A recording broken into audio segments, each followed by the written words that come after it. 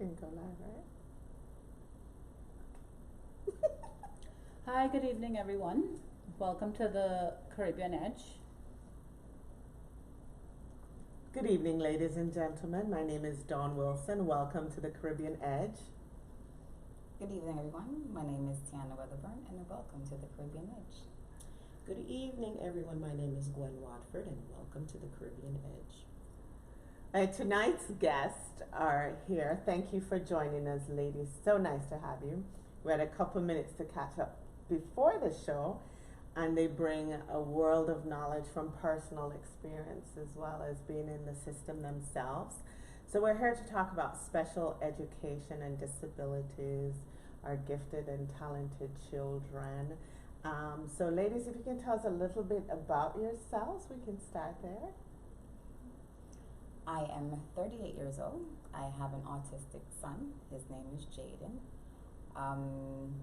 We discovered this when he was 3. He wasn't born with autism because it's nothing you're born with. However, it's something that you develop.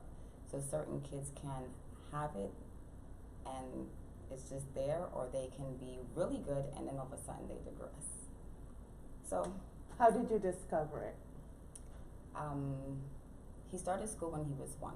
Because we are Caribbeans, we believe that kids should go to school very early. And he was doing well, writing, reading, nothing was wrong. Then all of a sudden, we all say it's from shots. Not sure how true that is. And he just stopped talking. The words just stopped coming. He only wrote, and then before you know it, he wasn't pointing. He was just trying to help himself. Right. And that's how you notice autism. And then they just don't sit still. And then the eating, one by one, everything just starts going away. So as a parent, I can't even imagine. So you have what is considered a bubbly, outgoing child, everything seems normal, and at 3 years old you find out that something's wrong. Because obviously you're paying attention, or the signs were so dramatic you didn't have a choice but to pay attention, and then you took him to the doctor, and that's when you found out? Right, so he started only using 5 words instead of, so when you're growing, they tell you you're supposed to be able to walk by this age, crawl by this age. So you're describing developmental milestones. Mm-hmm. Why, thank you, yes, like Ms. Quinn said. And all of a sudden, those milestones just started going backwards. And that's when they said he needs to go see someone. Okay. So she would have been referred to what's called early intervention, and those are services from birth to 3 when children are identified as having missed those developmental milestones, or they have been delayed, or in her son's case, as sometimes happens to children on the autism spectrum, they develop all those milestones and then they regress and they go away. That is a form of autism as well. And so birth to 3 interventions is the precursor to special education, in that you get an occupational therapist, a physical therapist. The child is assessed for all of the things that they are not doing. It may be that a speech therapist would come and try to help him speak. An occupational therapist would have gone in to help him eat and to manipulate toys. The physical therapist would have checked for gross motor and walking. And all of those lead into then Head Start, right? Which is again, go ahead. So all of this happened in Jamaica, or do you think it would be different in America versus? No, it happened here. Oh, this happened here, okay. I don't know that they have those services in Jamaica Right, yet, or that's how what- well yeah. developed they are. No, that's Yeah. here. So from Head Start, generally a child is introduced into kindergarten, but at each step of the intervention, so birth to 3, there's ongoing assessment, because as soon as they are able to pull out services, they do.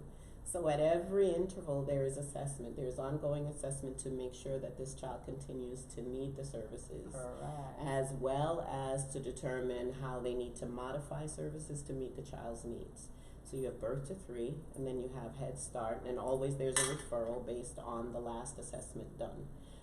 Your last assessment done by any interventional team is always the best, because they're giving the child away, and it's not their resources that are going to be tapped out. So they do the best assessment possible going forward so that when Head Start got Jaden, they had a good assessment of what it is they needed to do to intervene to help him learn and grow.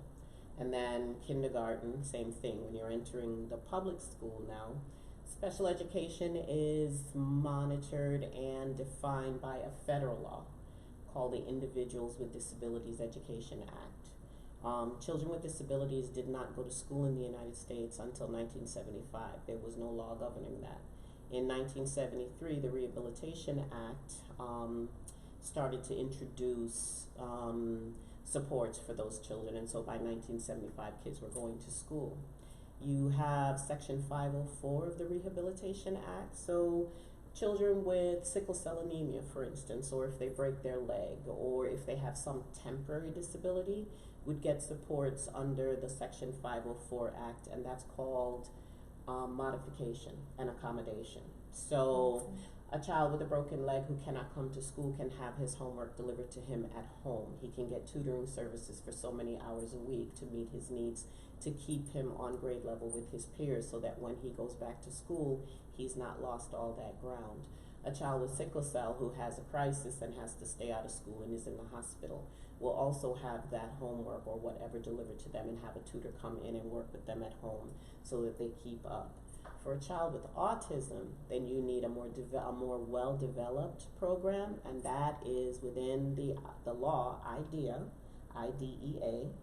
is the IEP, which is the Individualized Educational Program, and that's a full-blown program that includes not just modification and accommodation, but interventions. Okay. So for a child with autism, and we discussed, as you said prior to the taping, that people with autism run along a spectrum from low functioning to high functioning, where maybe they're nonverbal and they have serious behavioral and emotional disturbances to someone who is a genius and just doesn't have many social skills. But that individualized education plan will meet that child's need and that child's need individually. There is it's not a place, it's a program. And it is all determined by assessment. Everything that should be done for a child is about assessment. So if you are contacted by your school and they tell you, we're going to put your child in this classroom with these people and do this for him, and you've not had a team meeting to identify the things that they are seeing and asking you what you are seeing at home, and a bunch of tests and assessments, they're not doing it properly. They're also required by law. It is the school's responsibility to identify that these children have special needs and to contact the parents, and then start this process where they try to implement interventions without actually having a plan, and see if it's maybe just an aberration, maybe something's going on at home, maybe something changed, and if we just give them a little help, they'll be fine. They're supposed to do that for a few weeks, and then the team reconvenes, takes a look at it, and then they decide, no, there is a problem here, so we're going to start testing. Which is good that the schools have teachers in place, or teachers are to look for this in a way. You're smiling at me. And I say it because parents may be in denial about accepting it, so at least it's another, even though teachers should not be the responsible party, but at least it's there that if the parent detects something. There are two sides to that coin. Okay, it tell is us. the teacher's responsibility to identify that child, because it's the teacher who's working with the child every day in school. And teaching the child. And teaching the child and Right. assessing the child's ability to learn, and assessing the child's production of work and outcome based on what they are teaching. It is the parents, the teacher's responsibility to notify a parent if a child is falling so far behind that they can't possibly catch up without help.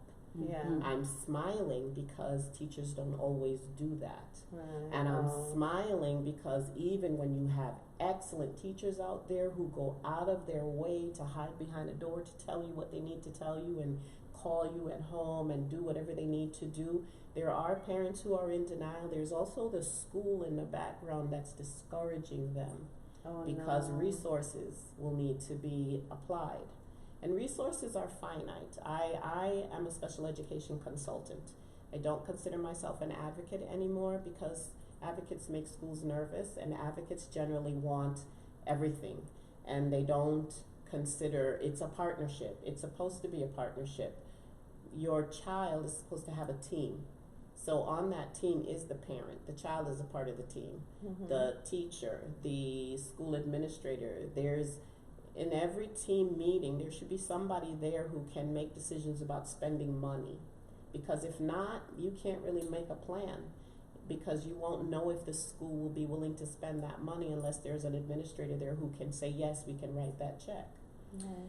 So as an advocate, would you say that you got a lot of pushback from the school system? Yes. Wow. As a consultant, though, who came in understanding, I started doing this in 2002 because I had my own experiences, I told you, with my son who came from Jamaica when he was 11. I also came from Jamaica when I was 7, and the automatic thing to do in the United States when you are registering a child from a different country is to put them back a grade to allow them to catch up. And I agree that socially things are different, even the idioms. I have a funny story about my son who came to school. Well, they tried to put him back. I asked them to test him. They never did. He went to school one day and he asked his teacher for a rubber.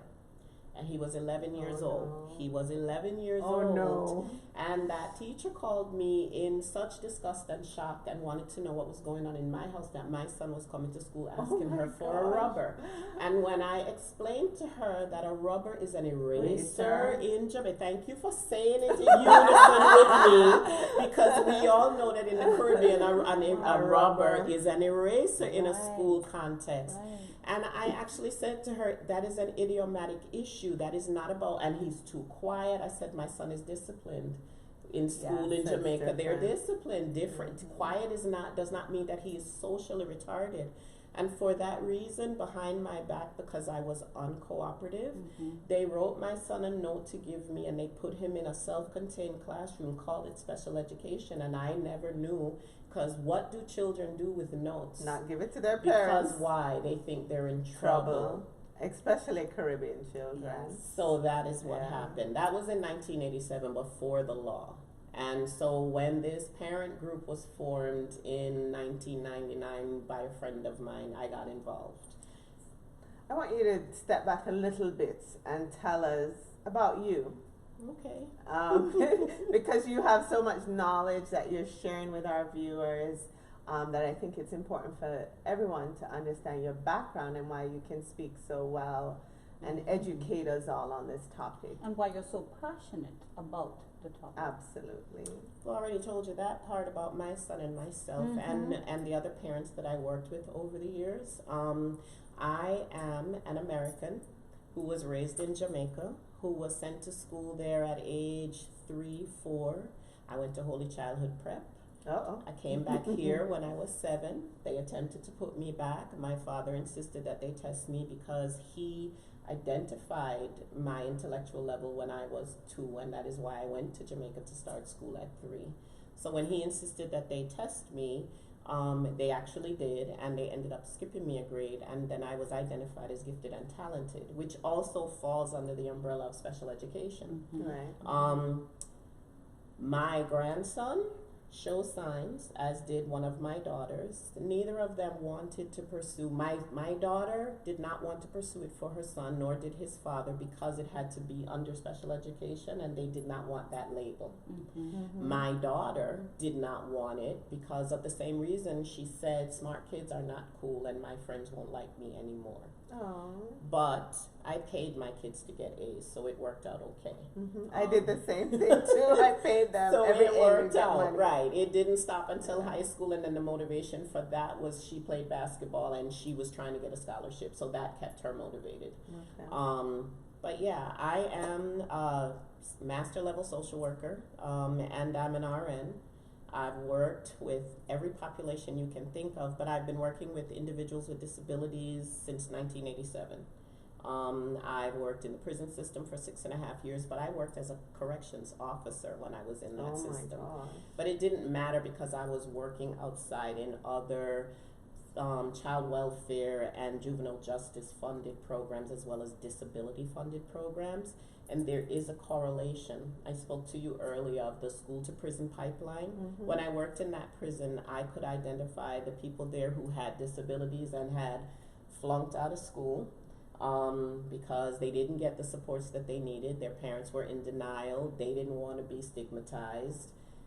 The schools have made special education a place and not a program, so they stick kids in one room with a cookie cutter approach, and they don't do individual teaching, and the kids lose interest. They fall through the cracks. They can't catch up. They can't keep up.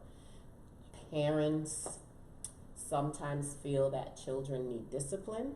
I have a story about a child who had a learning disability. It was obvious. He was such a loving, lovely child, and he was very smart, but he had either ADD or ADHD and some executive functioning, which is organization problems, and so he wasn't doing well in school. Long story short, he was sent to his father. His father sent him right back to his mother because it was too much. He was sent to a military school where he failed miserably and was overly disciplined. He dropped out of school. He fell into the wrong crowd. He was found dead, shot in the head in his mother's doorway one morning. And I am getting emotional as I talk about that child because I knew, and I tried to reach his mother and his other relatives to say this child needs help, and they were not buying it. There is nothing wrong with prayer. I pray every day, but some things you cannot pray away, and many things you cannot beat away. And our culture, we punish. So they thought this was a discipline. They thought it was problem. a behavior problem, and it does become a behavior problem. If you have a child who is too advanced for the class that they are in, they make trouble because they're bored. Absolutely. And they pull other kids in with them because they're bored. Yeah. And the teacher needs to teach, and they can have disruption. So that child needs to go into a more advanced class where they can get work that challenges them.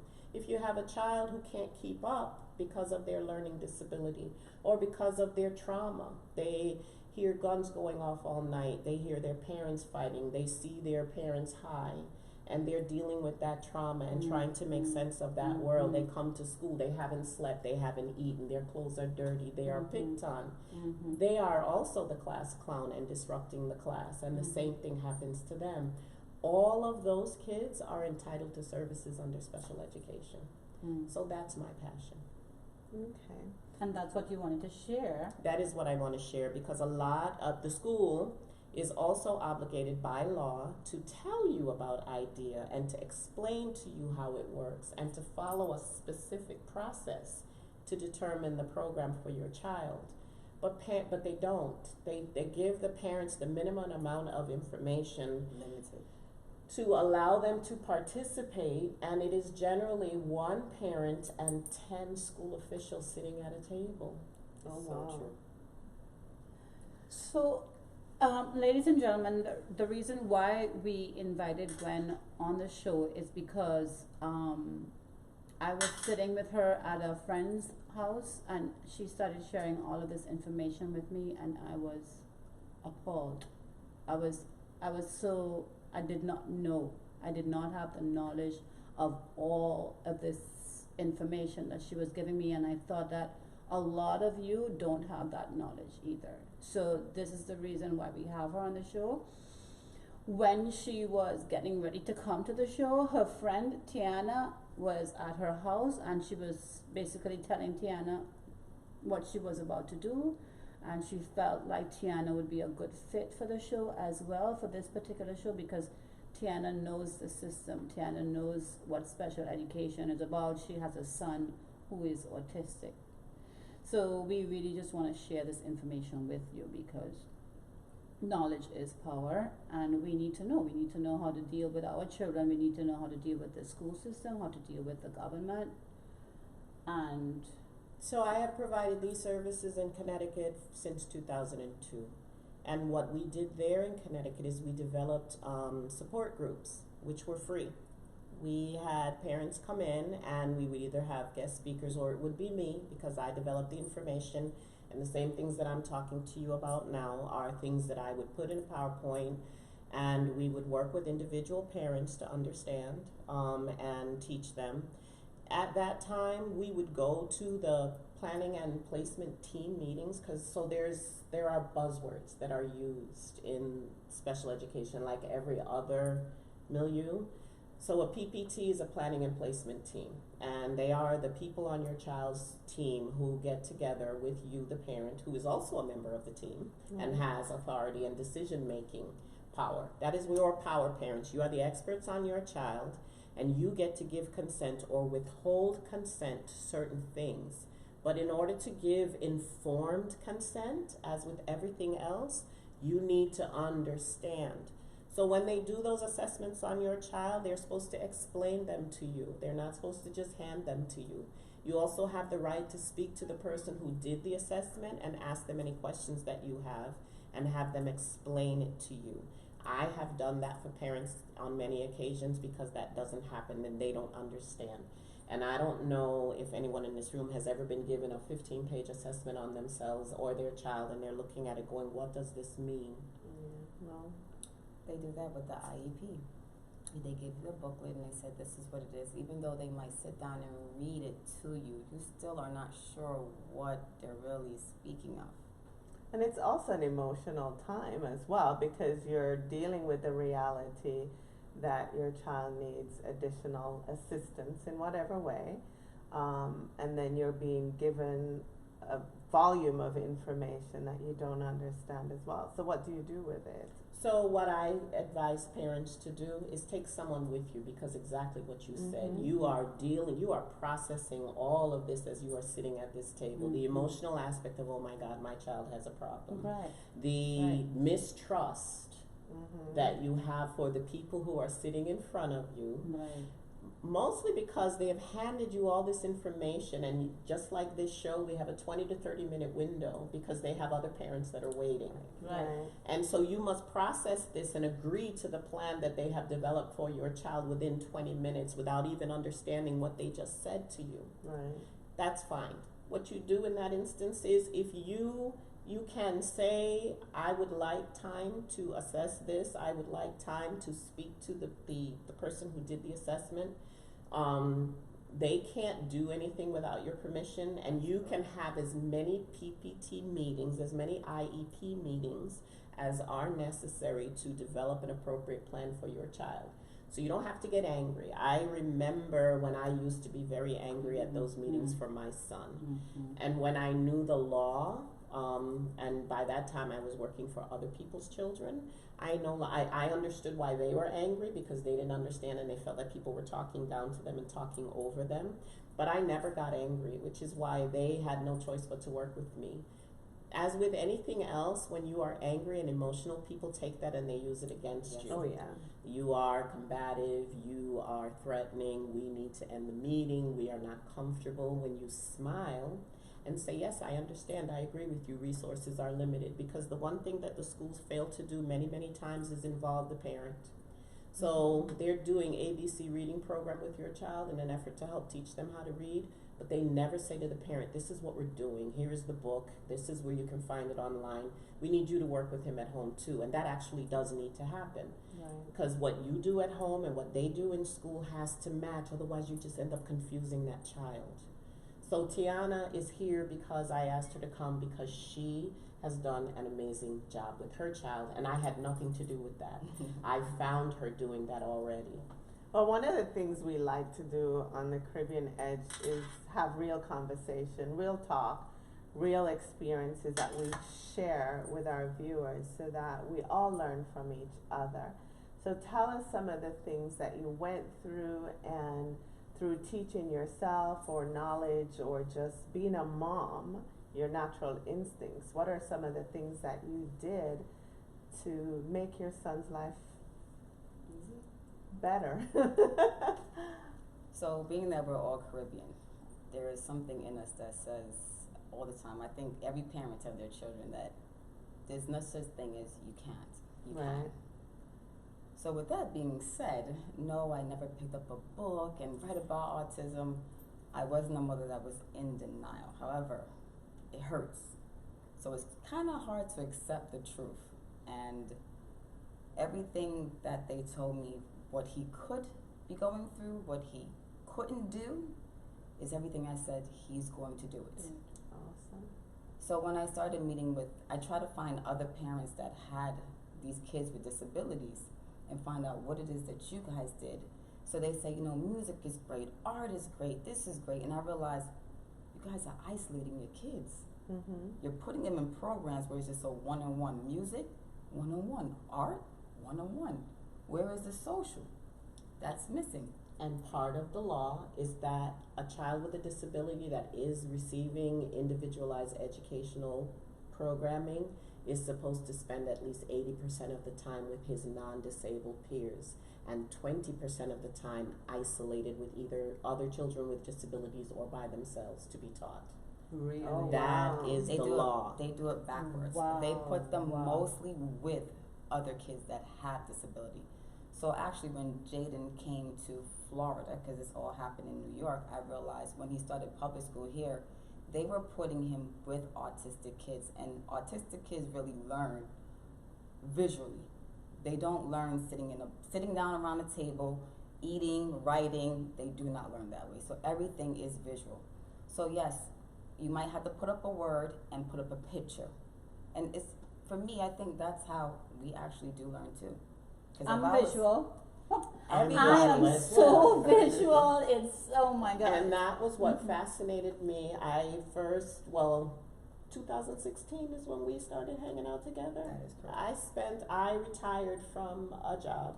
I worked for the state of Connecticut for 20 something years, and for 15 years I did case management, and that is how I developed this passion. And on the side I worked with the parent agency where we supported them with their kids with disabilities.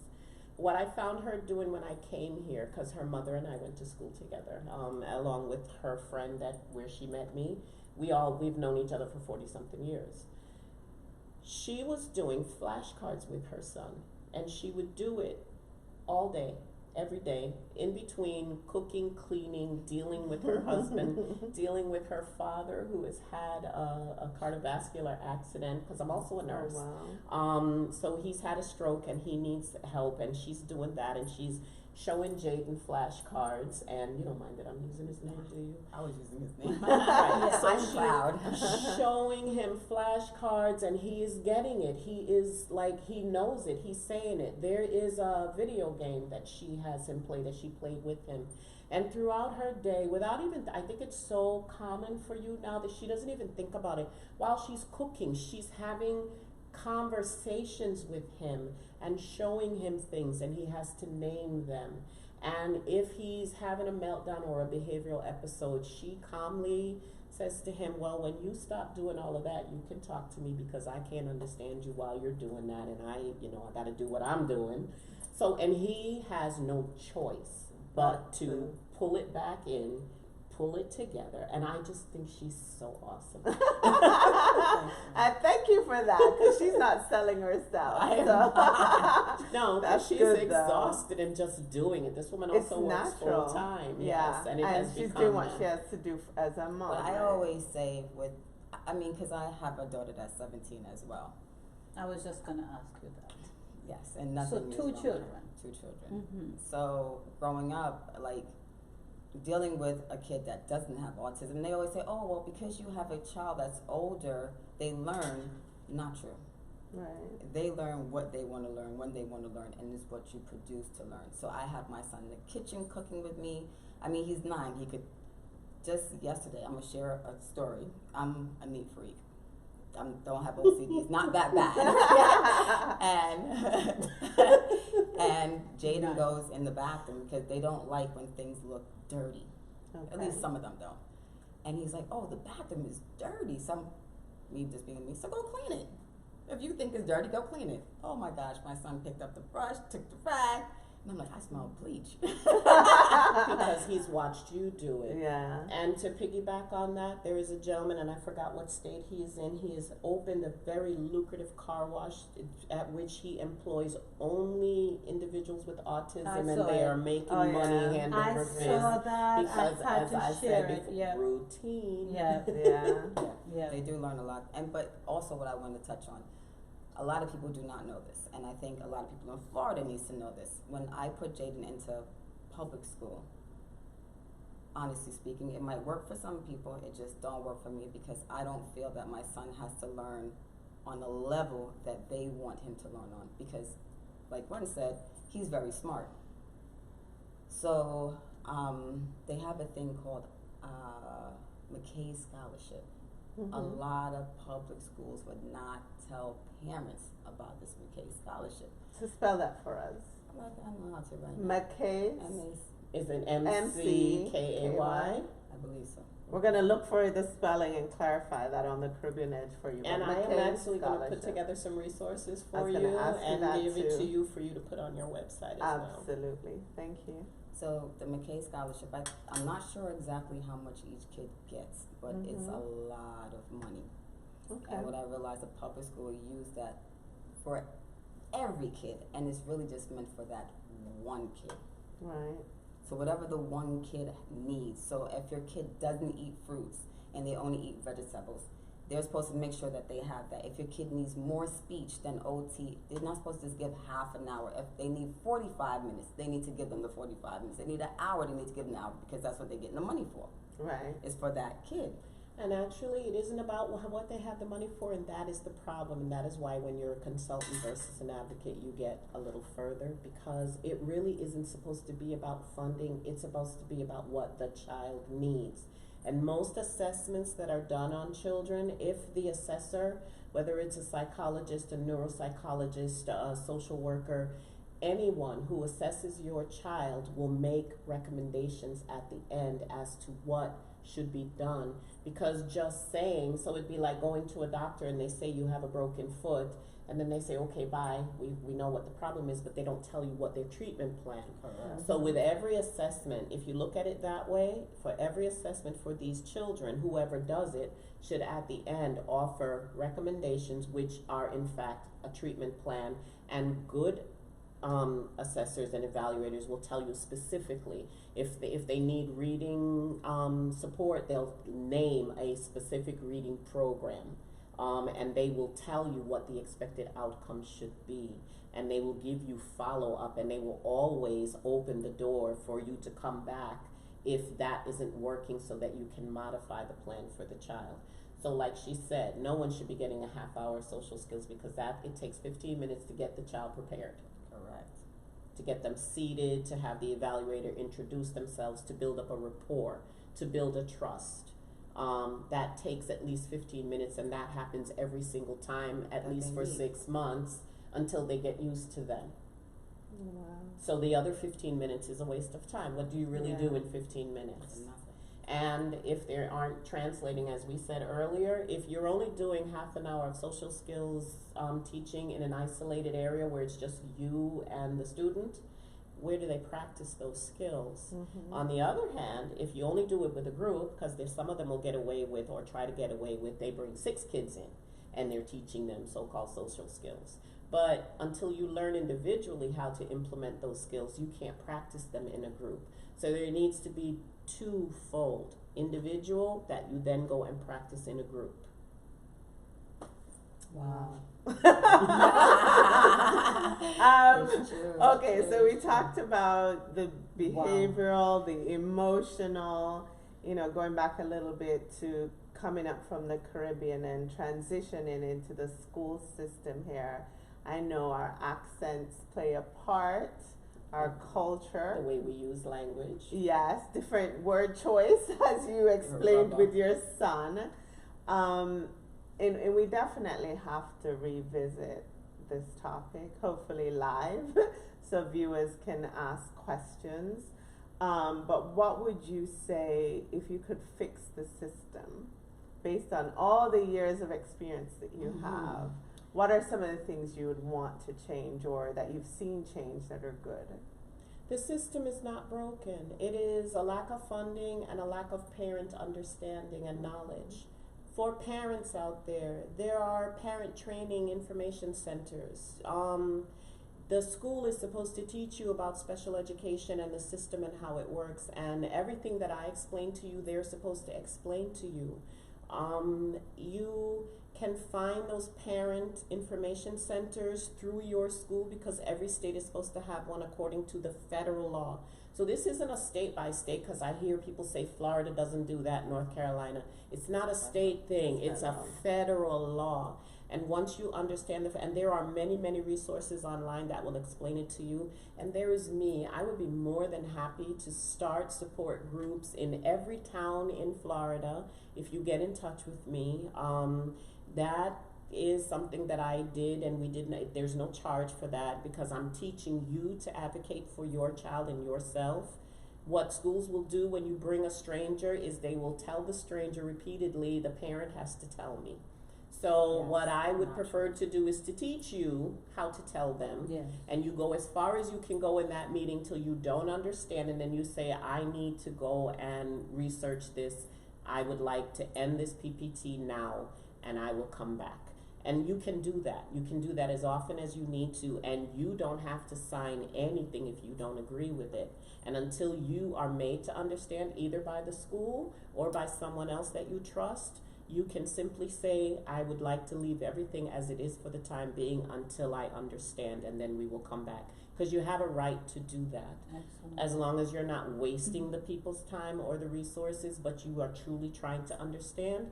Because a lot of times teachers are prevented from being completely honest in those meetings. And that is a shame. Their hands are tied. Their hands are Right. tied. It's Shame. their job though. And those teachers, like I said, the good teachers, and I've seen many of them, will hide behind a door and try to tell you. They will call you secretly. They will stand in the hallway wringing their hands waiting for you to walk by.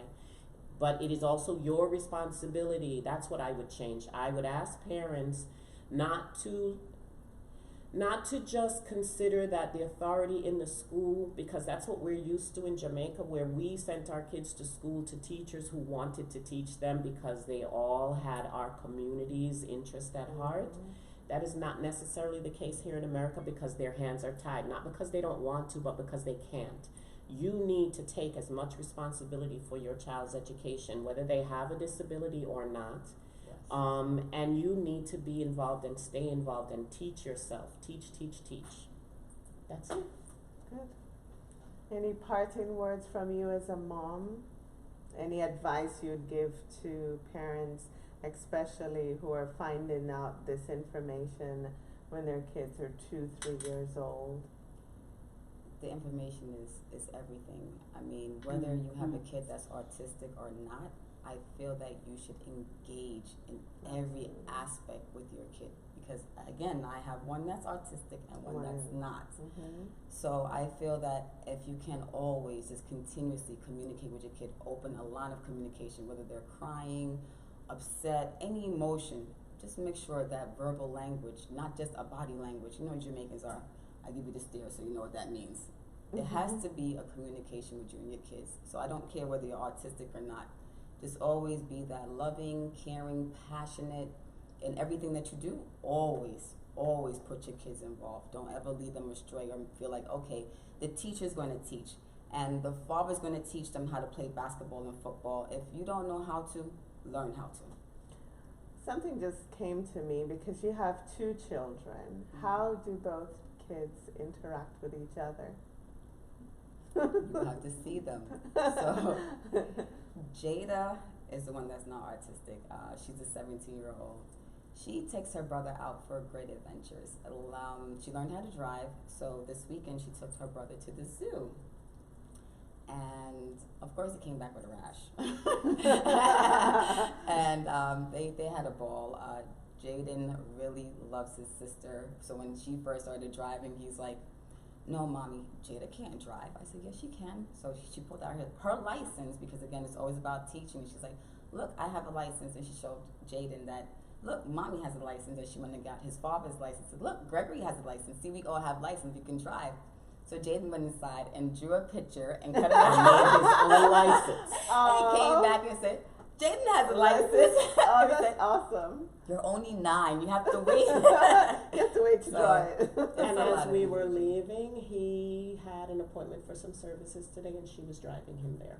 Oh. So they have They this have a very good is a bonding. very close knit family. Yeah. There was one more thing that came to me that I also wanted to say. There are 14 categories of disability under which a child can have an individual education program or plan. And one of them is called serious emotional disturbance. And that is generally, because when I talked about the school to prison pipeline, I glossed over it because I really wanted to focus on special education as it relates to our community. But this also relates to our community. Serious emotional disturbance is that child who came from Jamaica who has now been uprooted from everything that is familiar and may have some behavioral acting out because of it. Serious emotional disturbance, like I said, could be a child who comes to school after hearing his parents fight all night, or watching his father come home drunk, or listening to gunshots outside his window. Those are all traumatic incidences that will affect a child. It affects an adult, never mind. But imagine a child who does not know how to make sense of that in their head. And so they act out behaviorally in school.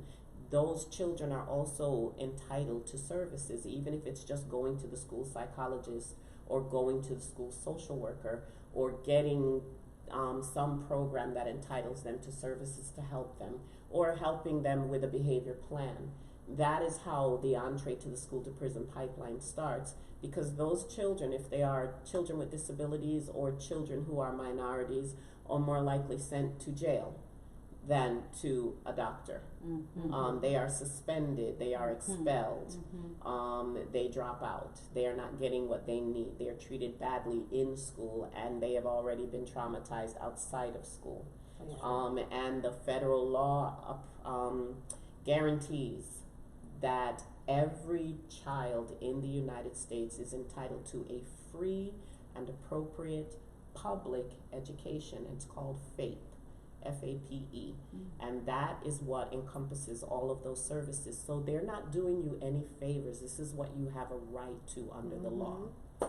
Thank you. Oh You're my gosh, I welcome. feel like listening to you speak that we need to connect you to the politicians and resources in Jamaica where you can share. I think. Are we doing anything? I mean, nurses go to the Caribbean. I know our Consul General, Oliver Mayer has been on. Something going on? Wasn't he doing something? He's doing something this week, I believe, on Tuesday, tomorrow night. But he's involved a lot in the community, and I think, you know, knowing that they have adopted a clinic in Jamaica, he's very involved in that. But I just think listening to you both speak and the passion that you share here, and the information can be so useful to us parents. We are because losing generations of young people, and it listening starts in the school and I'm thinking system. back to my own childhood, and it's like, wow, you know, are we looking for signs in our children No. that have behavioral issues, or are we 'Cause treating them what do as we beat say? Them bad. We're gonna We're beat going them. to beat them, we're going to pray for them, we're going to carry them to church, we're going, and all of that. I spent my children when taking away toys and punishing them and doing timeout, and I hear all you say, no, we don't get no timeout. Beating your child, violence begets violence, and all it does is make your child afraid of you. If all you do is beat your child, you are not doing them any service. If you spank your child because everything else you have tried has not worked, then yes, I'm all for it because I did it. But you have to try it has to be progressive discipline. Yeah, beating your kid, Is not you guys the have first. heard me talk about that. My dad beat me like there was no tomorrow, and to me it's the worst thing you And can my do to mother your abused kid. me, and they get Yeah. angry when I say that, but the Oh. beatings I got, it was abuse, and It I didn't was. deserve them. And my father on the other side would then take me and talk to me, and it was worse than the beating because you had to tell him why you do what you do. Exactly. So verbal abuse. Yeah. No, it wasn't verbal abuse. It was just, but you had to account for your stupidity. which made more sense, because then it was like, oh, I won't do that again because I don't want to displease daddy. You talked it out. Exactly. You talked and it out he and you saw and he figured showed out me why the you error did of that. my way. Of course. Now, if you are talking to a child who cannot explain to you why they did what they did, something is wrong. Exactly. Yeah. Exactly. And then the thing is, a lot of parents did not break the cycle. You keep beating your kids, then they beat their kids, and then they beat their kids. So as parents, we take the brunt. We're supposed to protect our children. We are. And, And we're I not broke my supposed to. cycle. I couldn't do the abuse with my kids because I experienced it. And I So- broke the cycle too. Like I said, I did spank. 2 of my children needed spanking because nothing else worked. The other Mhm. 2, I only had to talk to them. My youngest daughter tells a story to everyone. The first time I ever disciplined her physically, she called the police on me because she was 17. The first time I ever hit her, because I could talk to her and she was fine. The other one, the oldest girl, same thing. She would say, well, if mommy spanked you, you needed to be spanked because she Yeah. did Oh, everything else. Yes. Yeah. Yeah. Wow. I agree with Tiana. I believe in communication. I Yeah. believe in engaging with them. I believe in opening up those lines, making yourself approachable, and just letting them know I'm here. I'm here for you to talk to, whatever it is that you want to talk to me about. I'm not gonna get upset. No, if you I'm don't not- lie I'm to not me, here, anything just- goes. Just explain Well, to me. I do tell my kids I'm going to get upset because at the end of the day, I am your parent. Right. So Yeah. we can be friends, but then there's a level that the Oh, friendship yeah. is going to stop. No. We can't be friends. My We children and cannot I be know friends. that. Yeah, there's My no kids were my friendship. kids, and I tell Yeah. them that no, we Yeah. are not friends. We Yeah. will never be friends. Because I'm not I'm on your mother. Facebook. Yeah. No, I'm not Yeah. on Facebook with my Yeah. children. Their friends are on Facebook with me Yeah. because they're not my kids. But my children and I are never going to be friends on any level. We have loving relationships, and they are comfortable saying almost anything to me. They're also comfortable telling on each other because they know what they need to tell me in order for me to help the other one if they're not able to. So I'm not advocating on this program that you do not discipline your child. I'm saying you do need to discipline your child. You don't need to be their friend. You need to have an open line of communication. That's my opinion. Yes. You Right. want to And be everybody your is child's gonna have different opinion. Everybody's different. I have a friend who hangs out with her kids to this day. They are friends. They are her best friends. I don't know how I don't feel think about I that. want to be my kid's best There friend. you go, but that's what I'm There's saying. certain things I don't want to know when she hits a certain age or Exactly. certain ages. Right, and those You know. things are things that I tell my kid. I really don't want to know all of that, but I even got my daughter a counselor. So, just in case there's something you want to tell me, tell her. But what I love about what you do, and you spoke so lovingly about, is how you get involved as a family with your son, and that you do everything like you would any other kid. Bring them in the kitchen to cook with you. He watches you clean, so he's doing things naturally that he observes you doing. I think you're doing an awesome job, especially for your friend to actually say, hey, last minute, you're coming on the Caribbean Edge with us. So obviously It's a she pleasure. recognizes that. And the other friend that I know that her son is autistic as well, she does something similar, always bringing him out socially and getting involved and not restricting him and putting him in that little box or that little corner. So kudos for being an awesome mom. Thank you so much. Thank you I so much really for think coming there's on. more I can do. We all all do. think so. No, and- I believe so as well, that there's much more I could do. and like I yeah, said, she yeah. came because I said I'm going to use you and tell a story about you, but I'm not going to use your name because of HIPAA. And she said, no, if you're going to talk about me, use my name. And I said, well, fine, if I'm going to use your name, then You come. And we're so glad you came. Thank you so much. And we're going to continue this conversation, lots of conversations with people that can share their personal experiences so we can all learn from each other. That's so important as we go through life. So thank you, ladies, for joining us. Thanks so much for tuning in, And everybody. thank you all for having us. It's a pleasure. It's a pleasure. Ciao for now and take care, everybody.